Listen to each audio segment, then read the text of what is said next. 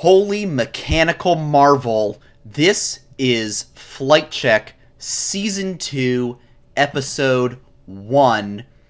We're here to cover FlyQuest in every capacity, from League to Smash to merch to quests, and we are hyped to bring you another episode, another season of high-quality content. We've made it through the long, dark, cold winter, and we have emerged into the bright light where League of Legends esports is about to resume. My name is Sandy Toes, and to my left and my extra left are my fellow hosts, Noxwar and Curly Double Q.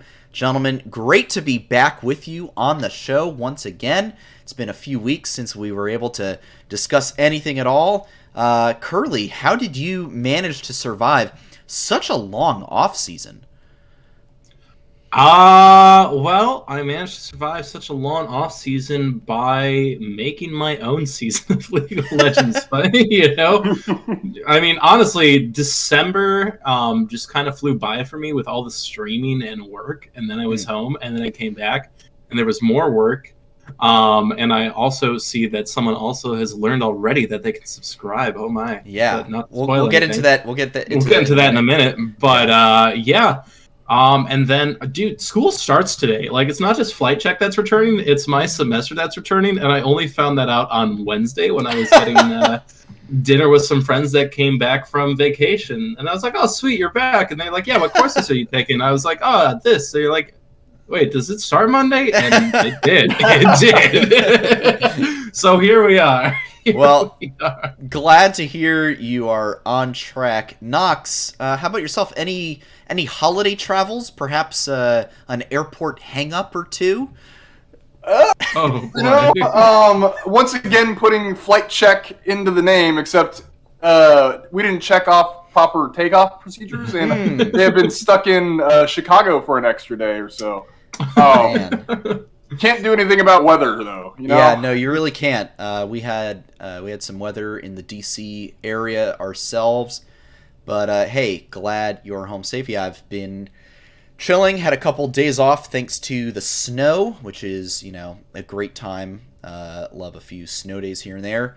Glad everyone's safe and sound. Well, we've got a new look, as you can tell, for a brand new season. Big shout out to Curly for all the hard work that he put in upgrading the logo, giving us this awesome swirling background, the new overlay, everything. It's all credit to him, so be sure to give him some love in the chat, if you will.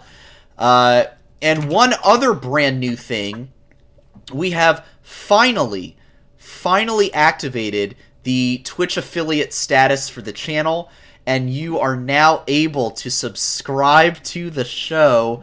I am going to unashamedly shill right now because I've been wanting to do this for so long. We've had the ability to for like literally 6 months now. We can sell out right now. Are there any primers in the chat? Because if you are there, please feel free to drop your Prime sub. One note that I'm going to throw out there will not likely interrupt discussion to call out any subs during the main course of the show, but if there's like a break or a lull, or we'll just hit any subs, we'll call those out near the end of the show. We've got some fancy sub badges for you with different iterations of the new Flight Check logo. We're going to be working on getting some good emotes coming your way very soon, maybe some special Discord privileges, things like that. Thank you everyone for your support so far throughout all of last season as we, got off the ground, figured out, got our sea legs under us, but now here we are, really looking to elevate the show and everything. Excited to get going with this new season. I'm excited. I don't know if you guys have anything you want to say about season 2 and, what we've got planned and all that kind of stuff, but I mean, if you do, go ahead. There's ideas spinning in the back of our mind, right? But maybe not quite yet ready for reveal. Yeah. I will say, definitely one thing we will be bringing back, weekend forecast, I'm pretty sure. Oh, I can't wait. Weekend you forecast. thought that this was an upgrade for the Flight Check. Yeah. Wait till you see what I've got planned for weekend forecast editing. Weekend forecast is going to be great. Really excited to have that back. I'm sure there will be some more flight check content coming your way. So that is very hype. So I'm excited for everything that we're going to be able to do and cover, especially with, a whole new esport for us to cover as well this year. That's going to be super exciting. Well, like I said, we've emerged into the sunny dale that is the League esports season. LPL has already begun. LCK starts soon. But this weekend, the premier League of Legends esports event, the LCS lock-in tournament, that is starting up. Nox, true S-tier tournament. The true S-tier tournament of League of Legends. Nothing else matters aside from lock-in. Honestly. Absolutely not. Absolutely not. So we're primarily going to be covering LCS lock-in today. That is going to be the main bulk of the show. Nox, I want to get a couple thoughts from you just to start off. We've already seen TSM has already said that their main roster will not be playing, and it will be the Academy roster playing. And then Dignitas announced today that River will not be playing because just wasn't able to get into the country yet. So XU will be substituting in his place. And I believe that's not likely going to be the last substitution that we see, or even complete roster swap. So I just want to get your thoughts first on, are there any advantages, disadvantages? Does it make the tournament less interesting or whatever, or does it make it more interesting to you to see like a mix of Academy and, LCS main roster teams playing in this tournament? For me, I mean, it's far more interesting, right? I'm a huge proponent of bringing up North American talent, the academy system, the amateur system. In case people aren't aware, I'm actually refereeing for Proving Grounds later this week, so I really want to help out with that and so on and so forth. So for me, I love seeing all these academy rosters coming up and participating and playing against all these actual supposed LCS squads. I mean, especially like last year when we brought up our own academy team, right? Like, I love that. I was like, oh, we can hang with them. I mean, obviously we saw what happened later on after a couple weeks, but it's like, no, we can come in and these academy players can absolutely throw a punch into the big guys. It can happen. So for me, I love it. It's super exciting. I would have to imagine, though, for the general public, most of them just want to see the normal rosters, and probably a lot of them are very bummed out over the fact that you have the entire academy roster for TSM playing with players that's like, I don't know who any of these people are, even though you also have like 2 Chinese players coming over that you also don't know who they are. Right. But supposedly they're good enough to be on the main roster, and so that's what people want to see, which I'm not going to fault them for that either, right? But so I would imagine the public's probably a little kind of like, why are we hosting this tournament if we're not even going to have all the players here and so on and so forth? And my response to that is, it's like, well, it's either that or you wait until February to start LCS period. And that's not what I want. I don't want to have to wait. I don't want to have to wait like Vietnam does, or I think the other one is Brazil starting in February. Like, I want my league now. So if that means that I get a little fun tournament beforehand right now, and it means I have to have academy teams in it, I'm all for it. So I'm fully hyped coming into this week. I'm ready for this tournament to start. It's going to be great, and I'm just excited. No, that's great. I'm really excited for it too. I know, it's not a tournament that means anything. It doesn't go towards spring. It doesn't go towards summer. There's no points accrued here. But it's great because last year I thought it was really exciting. And so to have it back for a second year in a row, they didn't really do any format changes. So it's a consistent tournament. And I like seeing that consistency from the LCS overall, where it's like, okay, this format worked, we're going to stick to it, we're not going to change anything up. I think that's really great. So I'm excited to see, especially where this tournament continues to evolve, as it becomes maybe a bit more like a Kespa Cup or Demacia Cup kind of situation. Dude, I'd be so excited about that. I think that's great. So I'm really excited to see that and where this tournament evolves. Curly, did you have any thoughts on lock-in just overall before we get into the specific groups? I mean, I think it's also last year I was actually kind of not as hyped for lock-in as I am this year. Like last year, it was just I was like, oh, we've got this random tournament beforehand, but then it was actually pretty neat. And then now having that full season of LCS and especially that drought of no League of Legends, I'm like, okay, yeah, give me the lock-in. It's good. I can't wait to see all these rosters just duke it out. Yeah. Immediately, I'm very, very hyped. Very, very hyped. And then I'm a little more hopeful for our prospects given some circumstances that have developed. So yeah, I think it's going to be fun to watch, especially as Nox said, like bringing Academy people up. While it might be some disappointing, or disappointing for some people, I think it's very exciting to give them this kind of free opportunity, and I think it'll be a power boost for them as they head into their season. I say down over in Academy, because they got to play against the LCS, and so they got a free scrim. Even if they don't make it far. Yeah, absolutely. No, I'm excited to see all of it. I'm definitely excited to take a look at Group B right now. So if I am correct, TL started off it started off in this group, and 100 Thieves, I believe, picked Evil Geniuses straight away into their group. So overall, Group B, you've got CLG, Dignitas, Evil Geniuses, Immortals, and Team Liquid. And I think this is actually a bit more of a competitive group than some people might think at the very outset. You've got an Evil Geniuses team that, on paper, looks very, very good. You've got a Team Liquid team that most people are already predicting to stomp through the split and make top 2. You've got a CLG roster that has pretty much all rookies or talent that is coming back for another shot. You've got Immortals, which frankly reminds me of shades of 2020 FlyQuest, where you've got PoE and Wild Turtle. You've got a veteran EU jungler, and then, some wild card members, in the top and support lane. And then you've got Dignitas, and they're just kind of there. I'm not exactly sure what their plan is for this tournament, but I'm certainly excited I'm certainly excited to see what it is. But let's start with Group B here. And Curly, I'm gonna go to you first. Sure thing. So out of these 5 teams, which team to you stands out as the most interesting, and why? Most interesting team. Okay.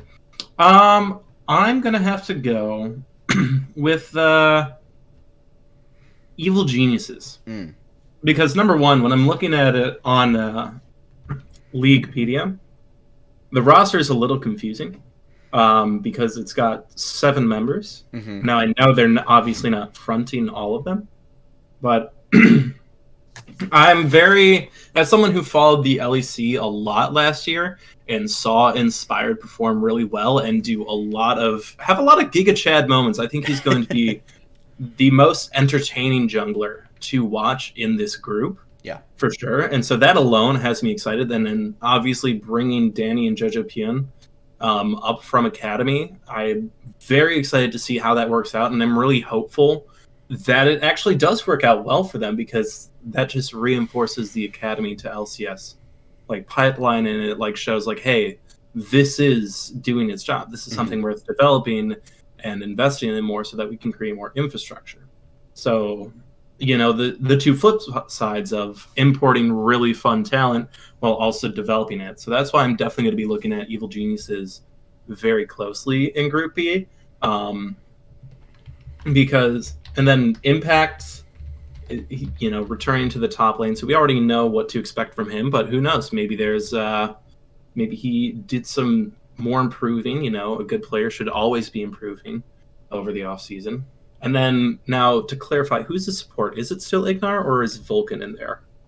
It should be Vulcan. It should be Vulcan. Okay, I haven't even heard the news of Ignar. Yeah, he's still listed here on Leaguepedia for some reason, which is very strange.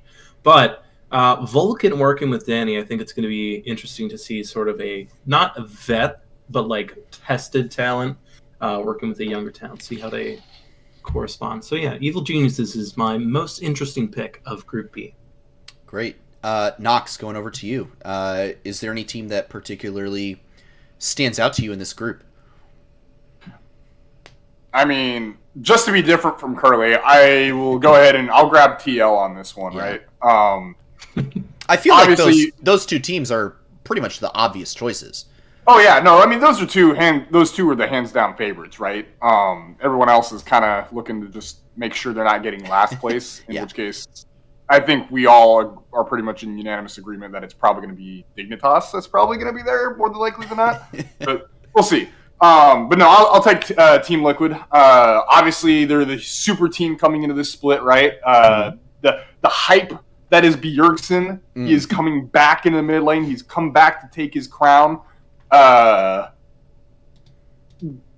what more do I need to say? I mean, that's that's storyline in and of its own. And you have Han Sama, who's coming in, who is probably the best in my maybe not the best, but he was in contention for the best AD carryover in Europe at the time. You have Core JJ, who's been far and away the best support here in North America for the past couple of years, outside of maybe last year, and even then he was still in the top three pretty much the entire time. You have Bwipo, who I'll be very interested to watch because he's transferring back over from jungle again, and he's just not a wild card. He's just he's explosive. He could be good, he could be bad. But he's explosive. Is the way I'll put it.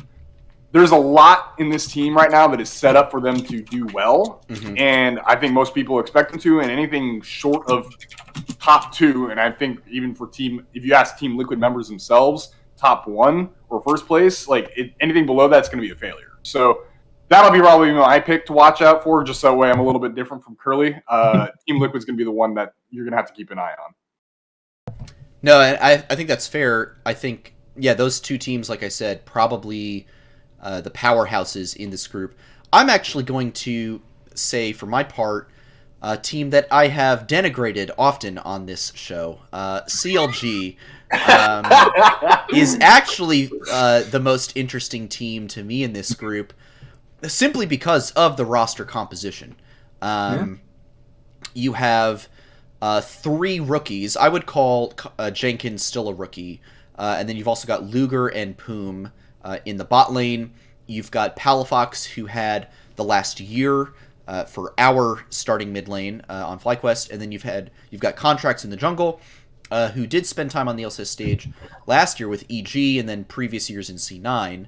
And then other stints elsewhere, Golden Guardians, 100 Thieves, I believe. But this roster is pretty much all young, hungry talent, many of which have something to prove, especially after last year. This is their chance to really show that they can compete with the big boys.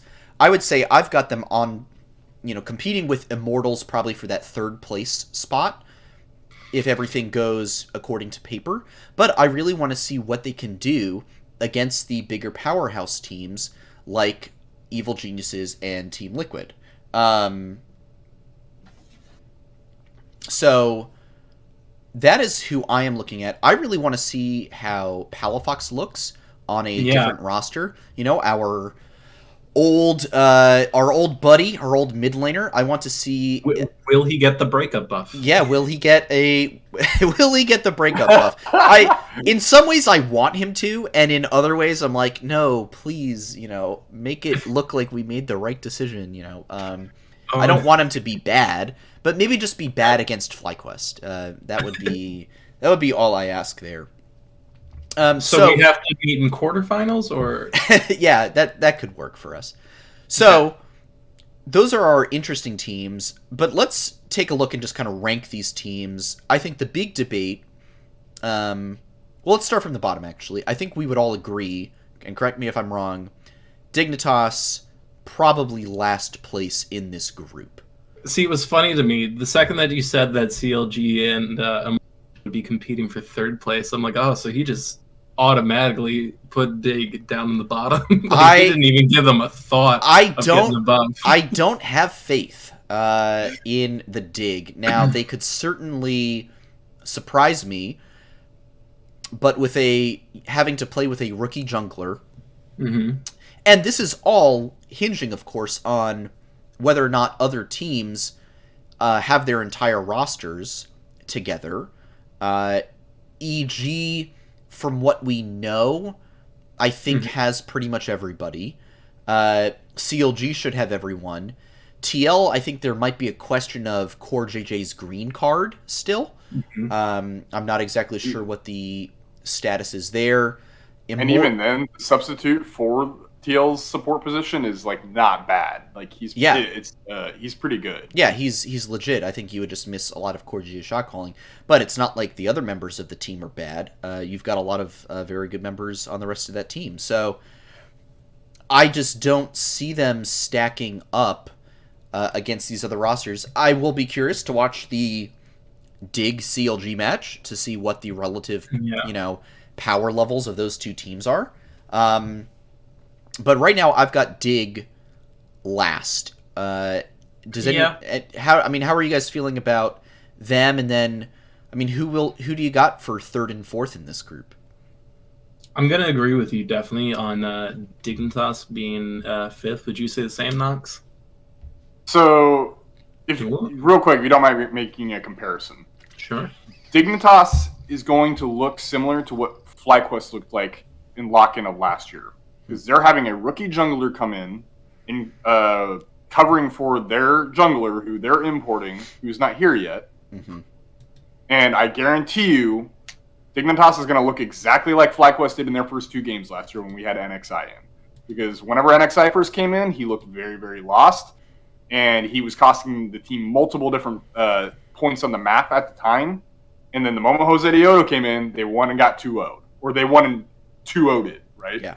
So I'm expecting it to be the exact same thing, except River's not coming in, period, at least for the first week, from what my understanding is. So maybe, who knows, maybe that on that last day he comes in, he might save him from last place somehow, but I doubt it. So, yes, I would agree overall with both of you. I think Dignitas is probably going to be last place. Okay.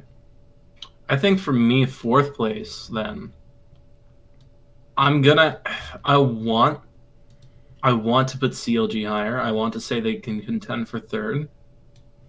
I don't quite think so. Just because of who knows, maybe these players working together will be able to show out the best in all them. But based on, I'm hyped for Luger and Poom. I'm going to be looking at that bot lane so closely because they were just dominating the Academy. And so bringing them up, seeing how they do on the LCS stage, that's going to, I guess the LCS microserver or private matches.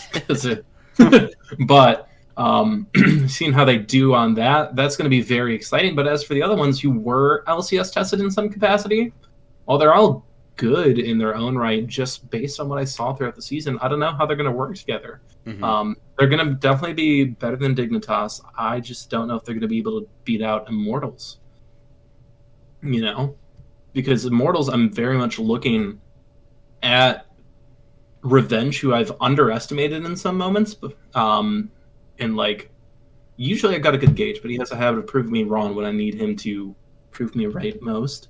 And then I feel like PoE and Wild Turtle being able, familiar teammates will be very helpful for them. And I think they'll just work a little better than CLG will. Just in terms of a team structure, you know what I mean?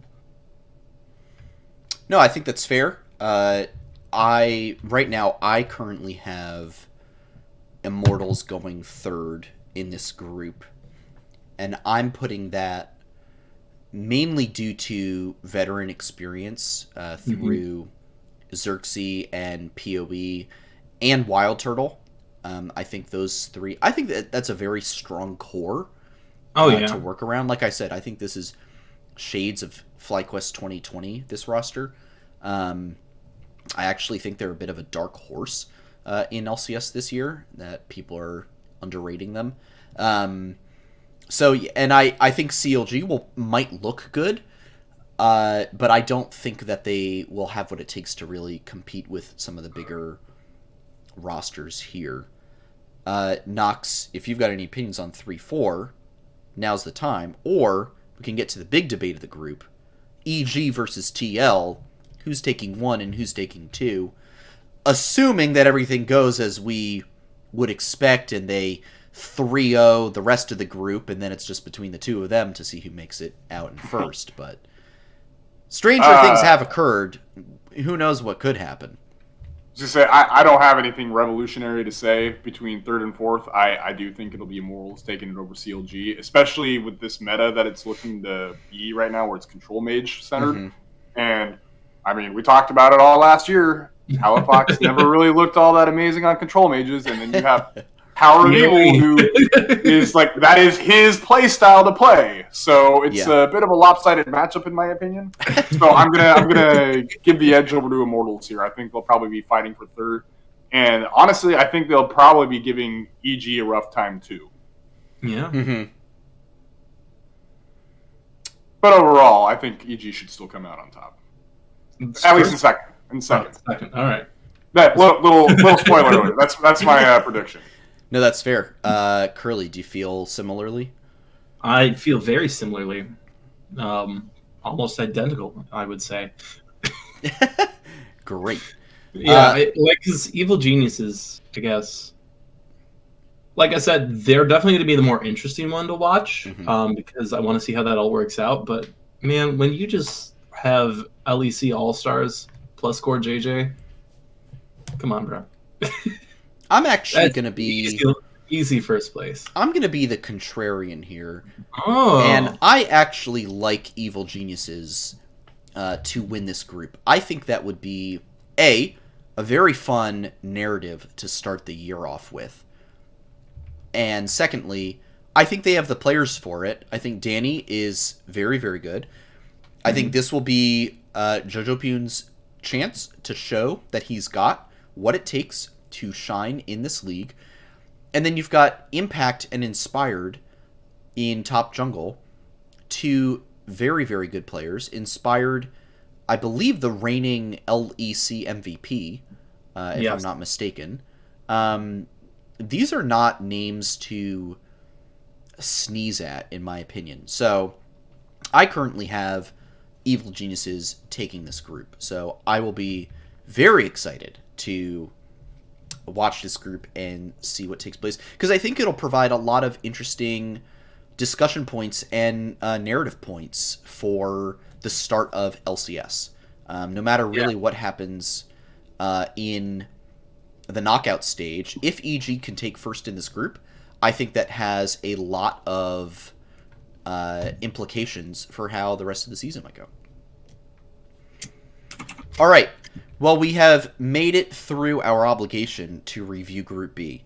Now for the group that we really care about. It's Group A, FlyQuest's group, with a revamped roster and 4 other teams of questionable status. We are... I mean, you're not wrong. Besides 100 Thieves... you've got 3 out of the top 4 from last season and Golden Guardians. However, the different teams might seem a little shaky for different reasons. TSM fielding their academy roster. Golden Guardians have not put together the strongest of rosters. And are also currently rumored to be having roster issues currently. Like they may not have everyone here. Right. Not confirmed, though. Yeah. Cloud9 also, there's been serious rumors that several of their Korean players and coaching staff are not going to be here in time for lock-in, so they might run a Darshan, Blabber, Fudge, Sven, Isles roster. That would be very, very different from the announced main roster. And then Redbox in chat confirmed that Ellis has already confirmed that they're not going to be here. Yes, you're correct. You are correct. It will be that roster. And then 100 Thieves should be the presumed starting roster. I don't think there's been any rumors about any of their players not being able to make it in. So they should have the same roster that won the championship, maybe with Tenacity subbing in here and there. So, I mean, I think this is a great opportunity for this new FlyQuest roster to maybe take a couple wins and make it out of this group. I think that is a very realistic possibility for this team. And I'm curious, we can go down, name by name, lane by lane, with each team and compare. But I feel like there's a good chance for them to take, at maximum, I think second in this group is certainly possible if things go correctly. So it's funny you say that because that was my hot take to Tim whenever he was asking for hot takes in the Oracle Elixir Discord. As I said, FlyQuest was going to get second with all the other rosters having issues. Yeah, no, I think it's a legitimate take. TSM fielding an academy roster. Golden Guardians probably going to have to field some academy players. Cloud9, I think they'll be a strong roster, but it's not going to be their elite roster. So I think there's some very winnable games on the table here. I mean, Curly, how do you feel about second place FlyQuest in Group A? I'm all for it, and I definitely agree. We're one of the only two people with our full. Well, I guess does Golden Guardians have their full roster? I think the rumors are that they will not. It's just unconfirmed what players. Like, you can assume they have Licorice and a Blaze Olive. Yeah. And probably Lost. I would guess it's probably Pride Stalker that they are not. That they might not be able to get in. But yeah, so even with their full roster, I think FlyQuest second place is very possible. Yeah. Especially because we've been able to work together for 2 weeks now, 3 weeks. No, about 2 weeks now, which is more than I think some of these other, aside from obviously 100 Thieves, have been able to scrim together. So I think just from ability to have some pre-existing team dynamics, I think that alone is going to be able to carry us to second. And then also, I'm going to be, I don't know, even if C9, this is going to be a hot ass take right here. Even if C9 was able to... First hot take of the season. Are we opening the oven door already?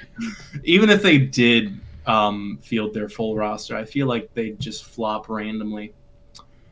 Because I don't believe in LS's ability to coach. I believe mostly in LS's ability to sit behind a monitor and critique people.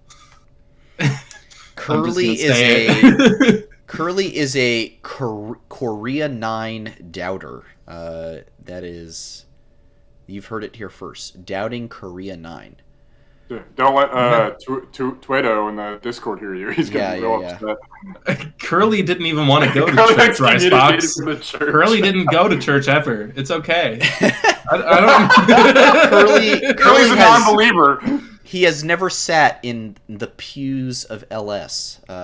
He has never worshipped at that altar. And look, I mean, I understand.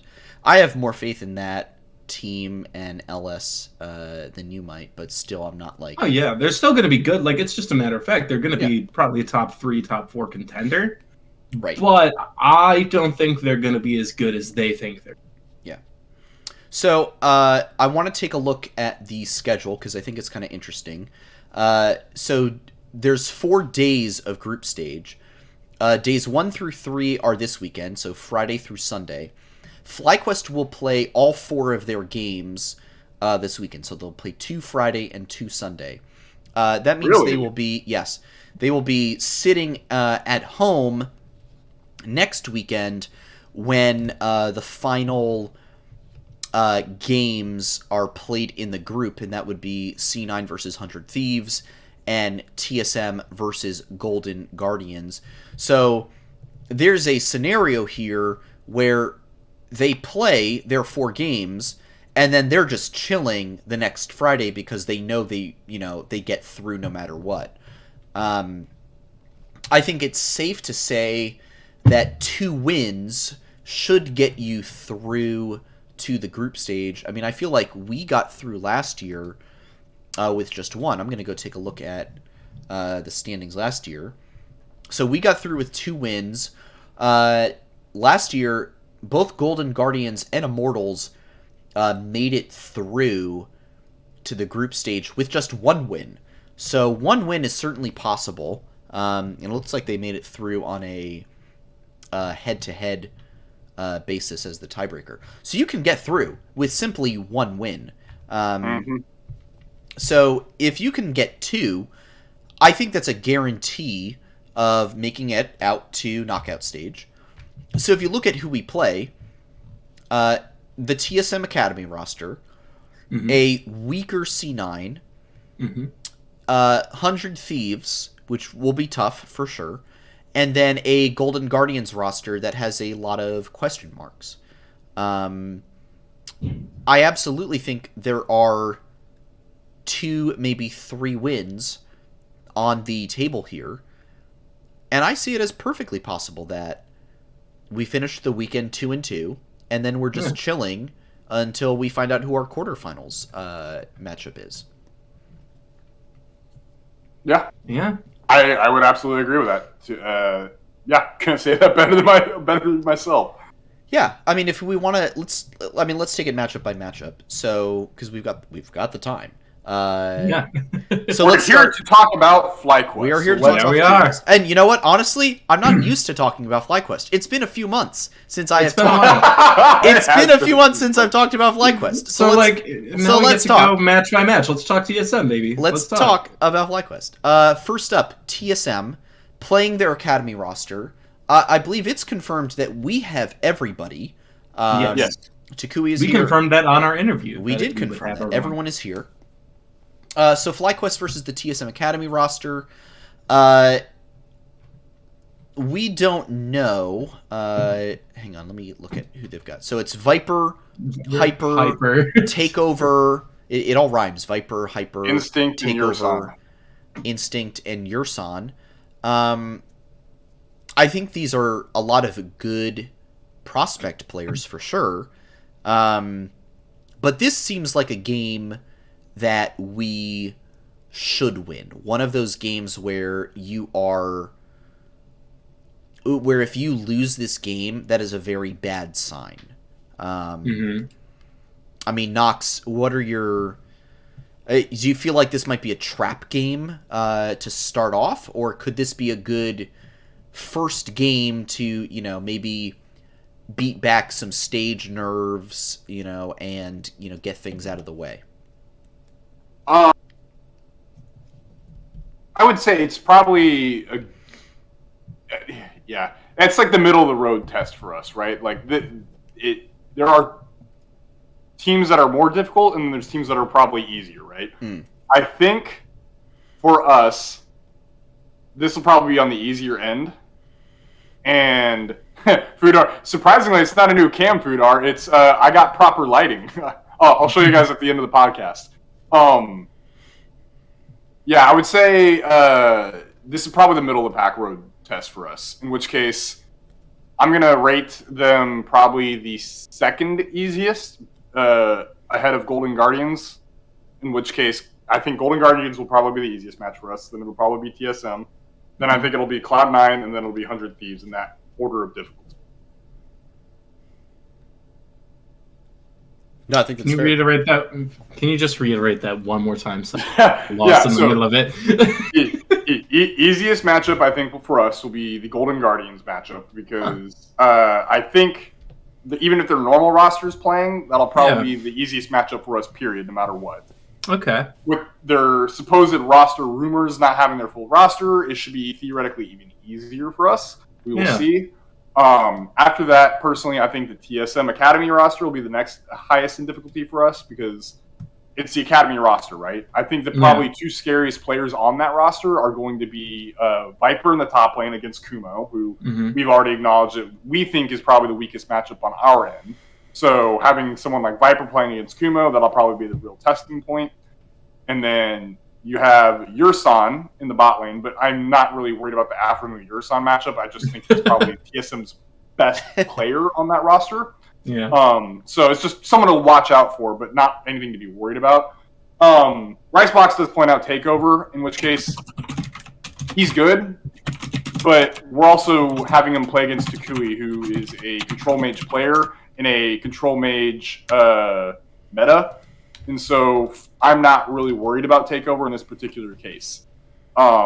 You're absolutely right to point him out, though, Rice, but I'm just not worried in this particular matchup in respect to us. For other teams, yes, probably. After that, I'm going to put Cloud9 ahead because I think Darshan's still really, really good. And then you're still going to have Blabber, who's very, very scary. Mm-hmm. Fudge, even though he's transferring over to mid from top lane, is still someone I respect as a player. And I'm sure he's put in lots and lots of hard work over this offseason to get used to playing mid. So he's not anyone that I'm going to write off. I do think we should theoretically have the advantage, though. I think Tukui will be better than him. And then after that, is it Sven playing or is it it's Sven, yeah. Playing? Sven for this weekend. Okay, so yeah, then Sven's obviously a really, really, really good player. I'm not like there's no debate about that. He absolutely is. Yeah. A lot of people may not like him, but he's a good player. So that bot lane is going to be a hard point of contention for us, and so that's why I'm ranking him a little harder. And then obviously you have the contending, the current North American champions in 100 Thieves, who made absolutely no roster changes this past offseason, outside of the addition of Tenacity, who they may choose to play a little bit just to get him a little play time, right? But I mean, they're probably like he's still a good player, right? In which case, everything else about that roster is more scary than Tenacity. Yeah. Either way, they'll be the hardest matchup for us. So that's the order of difficulty. I think it'll be Golden Guardians, whatever their roster is the easiest. TSM Academy is the second. Then you'll have Cloud9's Academy main roster, whatever you want to call it, third, and then or flop that. And then 100 Thieves is the hardest challenge for us, period. 100 Thieves is the boss for sure. Yes. So with TSM, I guess I do think we should win this because you're right. They are still a powerful academy team. I'm intrigued as to how like they're probably going to be top 3 in the academy scene, in my opinion. And you know, we last year, I'm like, given our circumstances last summer, I think we have to take academy teams seriously because we said, all right, our main roster isn't working out. Let's throw them in. And then we took down, like we had a 3-0 weekend. So like we have to definitely take TSM very seriously. That being said, I do think we still win this. I think we have to win this just for our mental, because if we start off losing to an academy team, even if it is TSM Academy, I'm concerned for how that will reflect on the team, you know, and not just the team, but the fans. Like, I need to be realistic here. Like, it'll be a little heartbreaking. Like, it's always sucks to have your first game be lost no matter what it is. But if you have, like, if you have this circumstance, it just hurts that much more, you know? Because even though you recognize that they're good players, it's like, oh, but that's supposed to be the academy team. We should win against academy. So but I still think we win this. I think we win. All right. I think no matter what, this weekend for us is going to be like the best analogy I can say is like, you know how like track stars will have the little foot pedal or whatever it is whenever they're about to start like a sprint race or whatever. The starting like, blocks. The starting blocks. Thank you. I could not remember the term for that. This weekend needs to be our starting blocks. We need to get a good start. Like, I'm not expecting us to win lock-in or anything like that, but like I want to see us come out, and I want to see us push these teams and make them work for it, and hopefully get some wins out of it. And then go into the season like feeling good. That is more than anything what I want to see, because I'm not expecting to win the whole thing. I just want to see us come out and show everyone like, hey, we can push you. You better respect us, and that's going to give us the confidence to go into the season looking good. Yeah, no, I firmly agree. I think it's important to garner some respect with our gameplay to show that we're not, you know, just floundering around, that we look crisp, that we look clean. You know, we want to make sure the drafts are good, things like that. I think early season perception can be very difficult to turn around unless you make a huge improvement. I think about how Fudge last year looked really, really bad in lock-in. And it took the whole season, but by the end, everybody admitted, yeah, okay, Fudge turned his season around, and he looks a lot better now. But for a long time, you still had a lot of, analysts and community folks still saying, wow, remember how bad Fudge was early on in the season? You don't really want that kind of perception trailing after you the entire year. You don't want your story to be about, wow, they looked so bad in lock-in, and then they turned it around. You kind of want your perception to be, wow, they did a lot better in lock-in than we were expecting. Maybe they're actually better than we thought. So I think being able to put up 2 to 3 wins in the group stage should send a good message to the league, to the community, to the analysts, saying, hey, we're not the same FlyQuest that we were last year. We've made upgrades. We've restructured. It's time for you to respect us and, give us the time of day that we deserve. I will say, I don't think beating 100 Thieves right now is very feasible. I think I think they'll be very good. Still, they've got, the inherent synergy from last year. It's going to be a really tough one. Mm-hmm. So we'll see how that goes. I would love to see an upset. Certainly happens. You know what I would really love to see? I know it's the Academy team, but FlyQuest does have a history of beating TSM.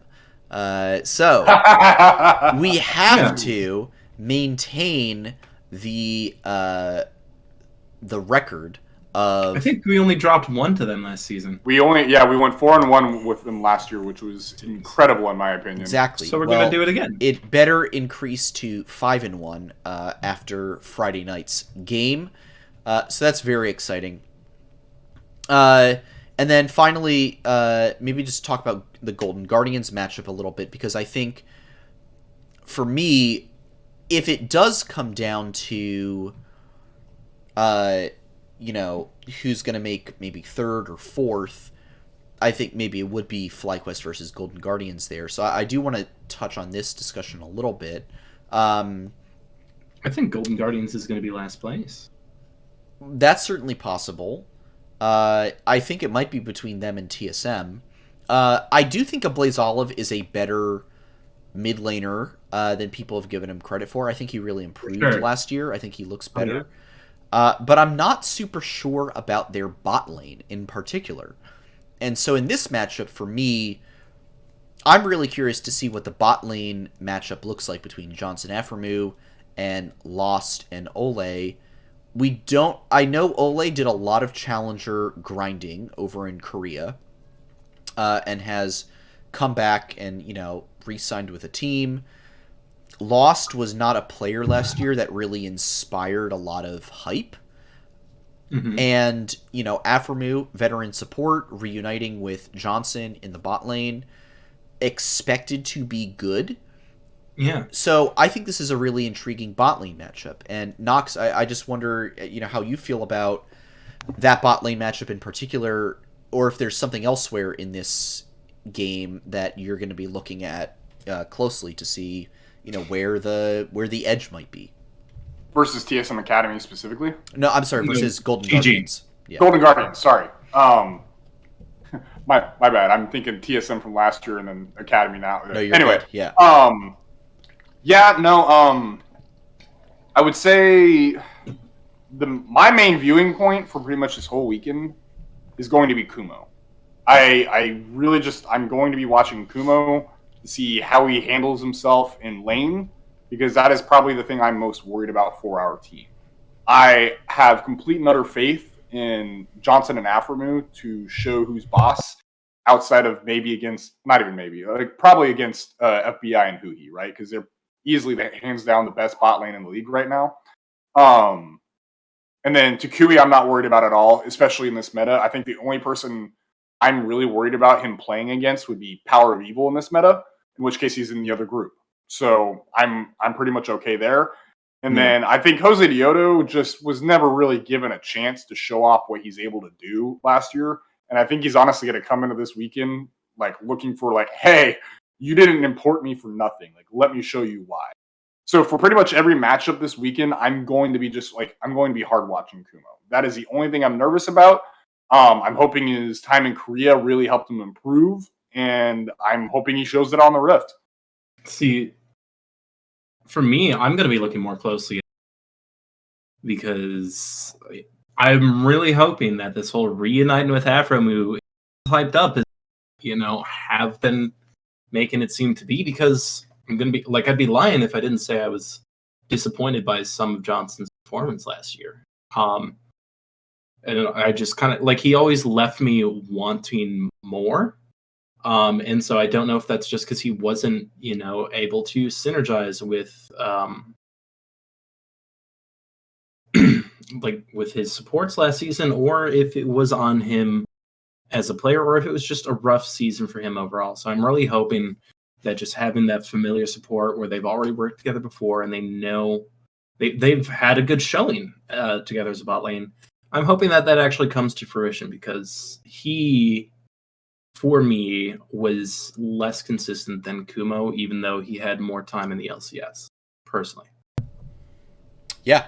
I think one final pairing that I really want to pay attention to this weekend is going to be the mid-jungle duo. I really want to see how Jose and Tukui play with and around each other. I think that'll be very key to the whole season and should provide a good preview of what the playstyle might look like for the rest of the year. So if we have 4 games this weekend that I see good mid-jungle synergy, I see the bot lane smurfing down there, and I see Kumo holding his own, I feel like that'll be very good signs of what is to come for this team.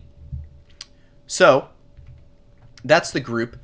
One thing I do want to say, or one thing I do want to do before we move forward, let's just talk about, really briefly, the tournament as a whole. Who is making, what 2 teams are making finals? 100 Thieves TL. Says Curly. And then Nox, who are your 2 teams to make finals?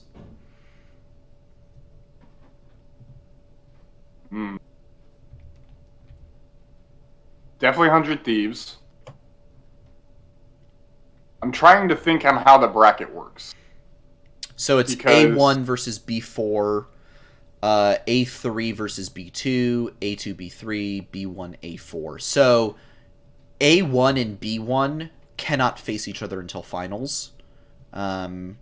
Yeah, in which case I'm putting TL first. So I would probably have to go with, because that means at some point TL is going to have to play EG again, I would think, right? Or rather, EG is going to have to play 100 Thieves. So either way, I'm going to go ahead and say 100 Thieves TL.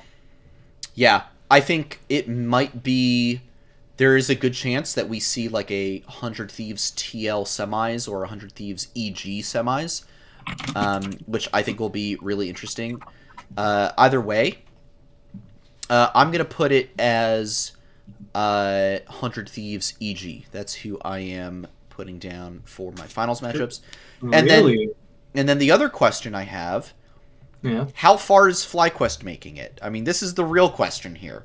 How far are we getting? I say... All right, let's look at the bracket here. I say out of groups. But the problem is, we make it out of groups, there's going to be some tough matchups on the other side. I am not convinced that we make it out of quarterfinals, barring making second seed in our group and playing, the 3 seed between CLG and Immortals. So if that happens... Yeah, hey Sandy, could you pull up the bracket on screen? You know what? I absolutely could. So here's what I'm going to do. Okay. Hopefully this doesn't break anything. No, don't worry. I got a thing here. If we, because I'm seeing us as second or third place, right? I don't think we're gonna get fourth. I don't think we're gonna get fifth. So that means we either face B2 or B3 of Group B. If we face B2, which I'm saying is Evil Geniuses, or if Sandy is right and it's TL, we don't make it past semis. So if we get third place in groups, not semis, I'm sorry. If we get third place in groups, I don't think we're making it out of quarterfinals without like some really good like play. Like shit, we have to be on top of everything somehow, right? So if we're third place, we finish a quarter. So, but if we get second place, if we are seed A2 and we go against B3, where that's either CLG or Immortals, if it's CLG, we definitely make it to semis. If it's Immortals, it's a coin flip. Like if this was lolesports.com and use the Mighty Coin, I would probably refer to the Mighty Coin and have faith that it would be right. I think it's a very, I don't know if we get out there. So if we face CLG, we make it to semis. But if it's Immortals or EG or TL, not as sure. So it sounds like you lean more towards the run ends in quarterfinals. 66% chance, yes. Gotcha. Maybe 75, something like that. Knox, have you ruminated on the bracket? Yeah, so I'm going to say pretty much no matter what, we're going to reach quarterfinals like we did last year, and that's probably where the run's going to end. Mm-hmm. Especially if we only manage to take third. If we take second in the group somehow, I don't think we will. But if we do somehow, and we end up playing what my prediction would be of Immortals, I think that'll be a very, very close best of three, and I think it'll probably be like something like a 1-2. But I don't think we're going to get there. I think we'll probably end up playing Evil Geniuses, and that may be a 1-2-2 depending on how Jojo Pune's looking, like LCS level wise, right?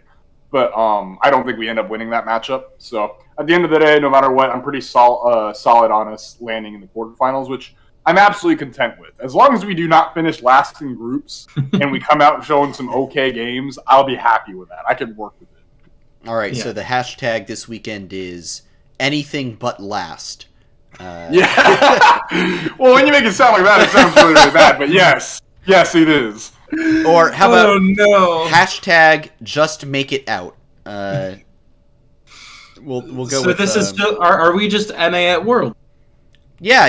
We just get out of groups. Just get out of groups. That's Get out of groups is a successful showing. I'd like to see 2 wins, make it out, and put up a nice showing in the quarterfinals. However, we'll find out by the time our next show airs what our final record is and what the permutations might be for us getting out of groups. So I'm sure there will be a lot to talk about there. Lock-in starts Friday at 5:30. FlyQuest's first match is at 7:30. It's the third game of the day, taking on TSM, and they also have the last match of the day, taking on Cloud9. 7:30 Eastern time, by the way. Yes, 7:30 Eastern time. Thank you for the correction there. They do not play on day 2. That is all Group B. And then they will be back on day 3. That is Sunday. First game of the day at 3:30 Eastern time versus 100 Thieves. And also the last game of the day versus Golden Guardians around 7:30 Eastern time-ish. And so we'll know by then what their final record is for the group, if they have locked in a quarterfinal spot or not, and we'll be able to discuss all of it Monday evening when we will be back for another episode per usual.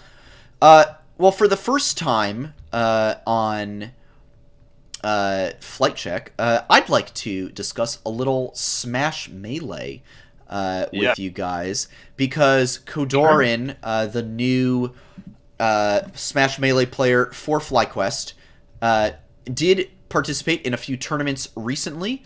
I don't have the exact results up. They weren't the best. They weren't the best, but I did want to get into that and why some of that was. So, I believe at Smash Summit, he did fairly okay, if I recall, but He Smash... finished last. Oh, okay, well, alright, so anyway, Sorry. Smash World Tour is what I was specifically thinking of here. Was also last. no. No, he was not last. He was not last. But what he did struggle with at Smash World Tour was controller issues, and this was something that he pretty openly discussed on Twitter, that his controller was causing a lot of problems for him. I'm going to see if I can go back and find the relevant tweets, actually. I will confess that I did not understand a lot of what he was talking about, but there were certain parts that I did get. So from what I understand, the TLDR on the controller that many Smash players use, there's something called a Goom wave, and that's Goom as in like Goomba and then wave, right? So this attaches to, I believe, the motherboard. If there's any Melee players who know this kind of thing in the chat, please correct me if I'm wrong, but I believe this is like a motherboard component that helps with very precise inputs. So right now, KoDoRiN tweeted that he lost a match to a lower ranked player, and he said, "My Goom Wave literally can't pivot right now. 50% chance it just dashes one way and completely ignoring the pivot turnaround. My backup is kind of trash, so rip." To clarify, it goes beyond pivot F smashes. It made it incapable of pivot grabs, which made me play a handicapped neutral and punish. Not really sure what to do about this. It was a minor problem yesterday, but it's showing its ugly face now. So, really, his controller, from what I understand, was at times he would do an input, and 50% of the time it would not work, and then the times it did work, it would go the wrong way. And positioning and movement in Melee is absolutely key. So, huge problem, and this definitely crippled him for the Smash World Tour. He still did fairly okay. I believe he beat Mewtwo King in the first round of Losers Bracket, but did not make it further than that. And then recently, I believe he picked up a new controller. I'm trying to find that. Yes, he got a new controller. He tweeted about that 3 days ago, so that's pretty awesome. And he should be playing in Genesis 8, which is starting in a couple weeks, I believe. So he'll be playing in the Melee Singles. Yes, that starts Friday, January 28th. And so that'll be that whole weekend. So please be sure. I mean, we'll remind you, of course,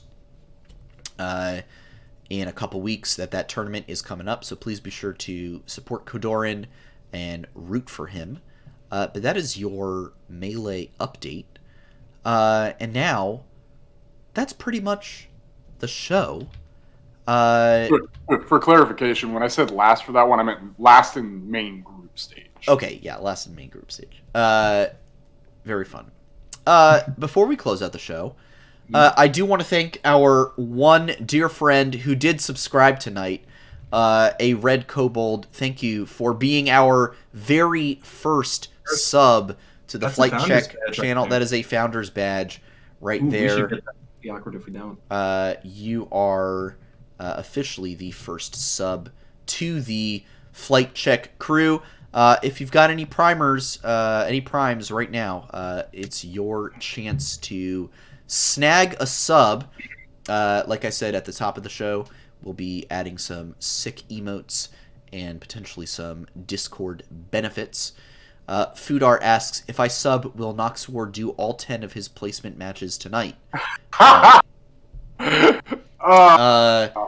don't know. I can't say. I mean, what do you think?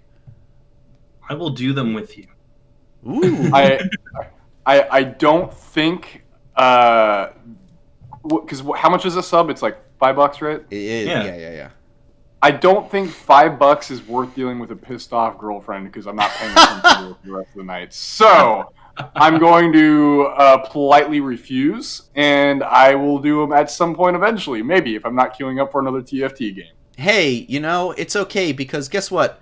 Curly QQ just subscribed with a Prime sub, giving money to himself. Amazing. Thank you so much. We don't expect tons of subs on the show, but if you do want to drop one, we certainly do appreciate it. If you sub to me on my personal channel, you should sub to here, Oh, absolutely. Fully agree. So thank you everyone for tuning in to the season premiere of Flight Check. We'll be following the LCS lock-in action very closely this weekend, so be sure to follow all of us on Twitter for all our instant reactions and thoughts. So you can catch the show at Flight Check Crew to know when we're going live, when we're doing shows, if there's a delay, whatever. I'll be back to my meme tweeting on the show Twitter, absolutely. And also on my personal, at SantosDB, you can follow Nox at NoxWar with 2 R's, and Curly at Curly_QQ_. Make sure to hop into our Discord as well, where all kinds of esports discussion and otherwise takes place. And if you missed any part of this episode, the VOD will be up on YouTube tonight or tomorrow morning. The audio-only version of this episode should go up on Spotify tomorrow morning, and if you're listening to that right now and would like to catch the show live, we broadcast the episode every Monday night at 8 p.m. Eastern Time right here at twitch.tv/FlightCheckCrew. Nox, any final notes before we wrap up? You nailed that outro for one. Well, here's the thing. I actually scripted it for once, and so... that would be why. Yes. It was well scripted. That is why it was so much better this time around. I wasn't just winging it, so... Just don't misplace it with your LCS script, right? Exactly. Outside of that, I really, really want to give some huge appreciation for our wonderful Curly QQ here for all the wonderful designs and graphics he's put together over the off season. The stream looks beautiful. The Discord looks beautiful. The icons look beautiful. Our Twitter looks beautiful. Well done, sir. It looks fantastic. Of course. The other thing is, I know Fudar was asking earlier if I got a new camera, and I said no, it was actually new lighting. Here it is. Oh, so what's the I got a product ring plug? light. Not sponsored. Hashtag not sponsored. Not sponsored, but it is We Light. WEEYLITE. Hashtag sponsor us, We Light. It is. We use really, one really bright. product. I haven't even toyed around with the settings or anything. This was the base setting, and it already looks a lot better. It looks way better, yeah. It does look absolutely incredible. Very good. Curly, how about you? Any final notes? I mean, thank you guys for all your feedback as I was making everything. Just a little peek behind the curtain. Let's see, how many versions of the logo did I say? It felt like upward of 15, but I might be exaggerating there. Well, let's see. I got 1, 2, 3, 4, 5, 6, 7, 8 times 3, 24. 28 versions of the logo. Before we settled upon one that we truly liked. And then many ones that didn't even get saved in files because I scrapped them in the middle of doing it. But no, shout out to you guys for giving me feedback as I was making everything because, art is a collaborative process sometimes. It is. And then also shout out to everyone who made it for season 2 and has, giving me positive feedback on it because it feels really good when people like the things you do, and I really appreciate it. And I appreciate you guys. And I'm happy to be talking to you guys once a week again. I was kind of growing lonely. I missed talking to you guys. It was 3 weeks without hanging out, and I was like, man, are we even friends anymore? We are. But it made me sad. It just made me sad because I checking up on you guys and being able to talk FlyQuest. And hopefully this year it's going to be always before the show. Oh my god, this is crazy. We're in second place right now. We're so good. Yeah. We're absolutely incredible. For myself, the only thing, Proving Grounds open qualifiers or closed qualifiers. I don't remember exactly what it is. Those have started up. I think they did 2 rounds of Swiss tonight, and they're going to do another 2 rounds of Swiss tomorrow as well. That's certainly interesting. You get to see a little bit of amateur play. Very, very fun. And thank you to these guys for hanging out with me once again. Great to be back on the show. Thank you everyone who tuned into our new time of 8 p.m. Don't forget, that is what it's going to be from now on. We will be back next week to talk about how lock-in went this weekend for FlyQuest. So for now, stay safe out there. Don't forget to hit the head on the nail, and we'll see you all very, very soon. All right, adios. One last thing. Community game night, Thursday night. I'm hosting it. Please be there. ARAMs with some special twists involved. Peace, guys. Have a good one. Peace, y'all.